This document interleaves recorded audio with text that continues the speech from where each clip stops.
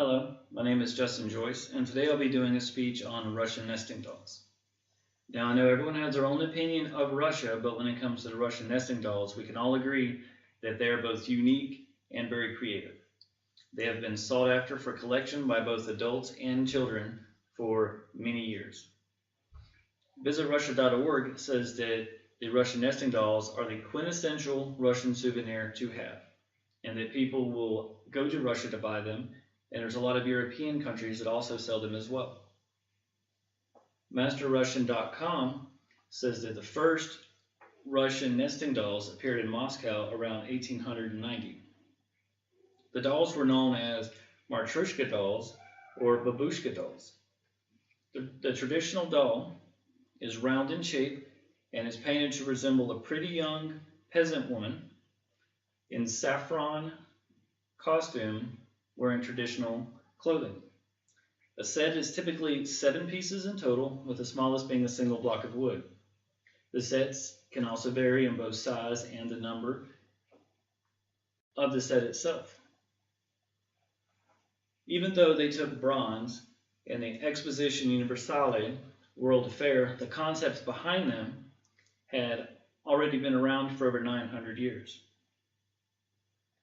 The Chinese had originally started their designs and they called them nesting boxes instead. According to LegoManon.com, the Chinese had started making the nesting boxes around 1000 AD, and in the 1800s had updated it to more of a doll shape. The main difference between the Chinese nesting dolls and the Russian nesting dolls were that instead of the smallest piece being a single block of wood, it held a single grain of rice. Other countries, such as Japan, also put their own spin on it and created a set of 7 to represent the 7 lucky gods. There is still speculation whether or not the first nesting dolls came from Russia or China, but current day, whenever you see a nesting doll, you will either equate it to Russia or Europe as a whole. When it comes to building them, the 2 main types of wood used are linden and birch. According to RussianLegacy.com, once the trees are felled, the logs are kept outside for 2 years to cure until a master woodsman will determine they are ready to be made. The process begins with the smallest piece being built first and each succeeding larger piece being built to hold it. The makers that use the lathes they have the ability to use calipers. However, most of them choose to do it by their eyesight. The average lather will create 50 dolls a day and equates to 50 sets per week. When it comes to meaning, there are several meanings behind it. The RussianStore.com proposes that they represent rebirth or constant change with shedding layers. Another way of thinking about it is to have them as a symbol of the Russian babushka, which in traditional Russia was the matriarch of the family, whether it be the mother or the grandmother. So the dolls represent motherhood as each doll coming out of the other doll.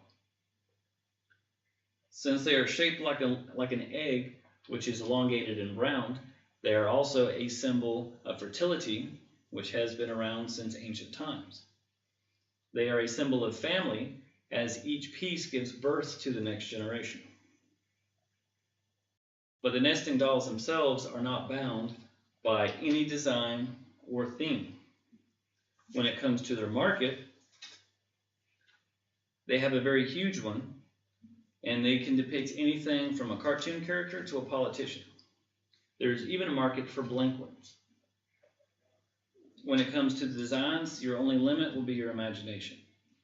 The greater the size of the set, the more expensive they will be. With larger sets, they will not be commissioned until they have actually been ordered. In 1913, the record for the largest set was a 48-figure set that was in the traditional red and yellow colors. According to GuinnessWorldRecords.com, the current world record is a 51-piece set with the largest being 21 and a quarter inches and the smallest being 3 centimeters. Luckily today though, we don't have to travel all the way to Russia or to Europe to buy these, as we can simply buy them over the internet. In conclusion, with a concept that's been over 1,000 years in the making, it is easy to see why these still astound and amaze both youth and adults throughout the world today.